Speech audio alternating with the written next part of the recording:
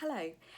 In this video, I'm going to talk about just 5 things that you need to include in your will. It's really useful if you are thinking of having a will drafted. So the first thing that you need to think about is who is going to benefit from the will, who are going to be my beneficiaries. And the easiest example to give is a married couple with adult children, and they might say, well, if one of us dies, then I know I'm going to leave everything to my survivor, and if something happens to the two of us, or my wife dies before me, for example, I'm going to leave everything to the children. So you've decided on who the beneficiaries are going to be.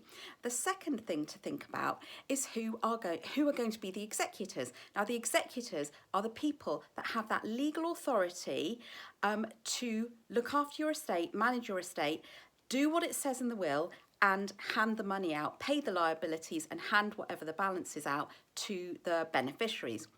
So who are they going to be? So in the example I've just given of a married couple with children, you might say, well, we're going to appoint the spouses as the executors, but if something's happened to the two of us, then our children will be our executors. So another thing that you might want to think about, so number 3, is if you have children under 18, one of the most important reasons to have a will drafted is to appoint legal guardians for those children. So if something happens to yourself and your partner, yourself and your spouse, who is going to look after those children for you? So you need to think about that.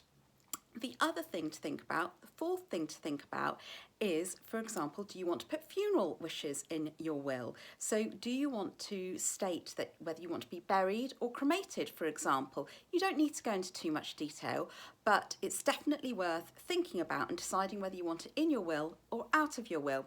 Now, there's lots of other things to think about with a will, but I think the fifth main thing to think about when you're having a will drafted, and this is particularly important for young families, is the worst case scenario. And remember, this is the worst case scenario.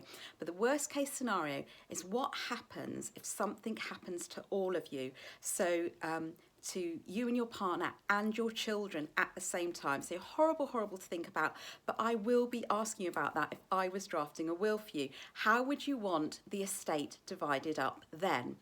So hopefully, if you've been thinking about getting a will drafted, those 5 main things to think about will get you thinking about them, will get you having that discussion with your partner if you're having wills done like that, and will help you when you do go and see the professional, so either a solicitor or a will writer, who's going to draft that will for you.